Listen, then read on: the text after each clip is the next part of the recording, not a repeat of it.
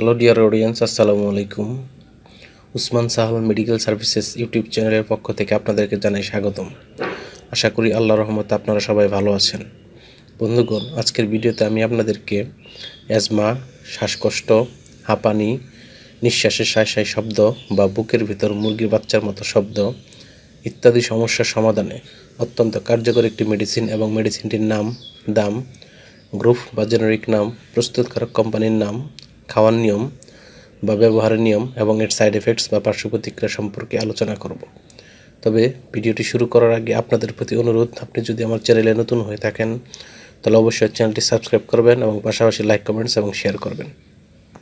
বন্ধুগণ, বাচ্চাদের বা প্রাপ্তবয়স্কদের অ্যাজমা, শ্বাসকষ্ট, অ্যালার্জি, হাঁপানি, নিঃশ্বাসের সাঁই সাঁই শব্দ ইত্যাদি সমস্যার সমাধানে বিশেষজ্ঞ ডাক্তারগণ তাদের পরামর্শপত্রে যে ওষুধটির কথা লিখে থাকেন তার নাম হলো অ্যাজমালিন ইনহেলার। এটির গ্রুপ বা জেনারিক নাম হলো সালবিউটামল এবং এটির উৎপাদনকারী প্রতিষ্ঠানের নাম হচ্ছে অ্যারিস্টো ফার্মা লিমিটেড। অ্যাজমালিন ইনহেলার এর দাম 250 টাকা। এই ইনহেলারটি ব্যবহারের নিয়ম, এটি ব্যবহারের নিয়ম হচ্ছে এটি শুধুমাত্র মুখ দিয়ে শ্বাস গ্রহণের মাধ্যমে ব্যবহারের জন্য প্রযোজ্য।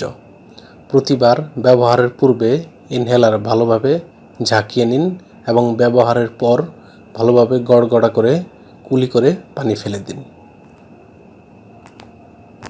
যাদের বয়স 4 বছর বা তার ঊর্ধ্বে এই সকল শিশুদের জন্য নির্দিষ্ট মাত্রা, এবং তা হচ্ছে প্রাপ্তবয়স্কদের ডোজের অর্ধেক।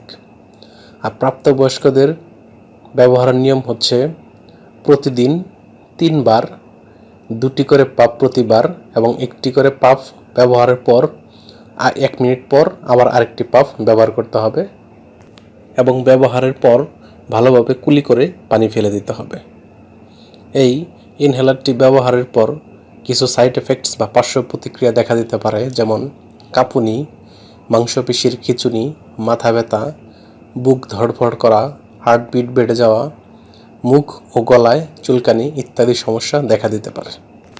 গর্ভাবস্থা এবং স্তন্যদানকালীন সময়ে এটি ব্যবহারের পূর্বে অবশ্যই রেজিস্টার্ড চিকিৎসকের পরামর্শ নেওয়া বাধ্যতামূলক।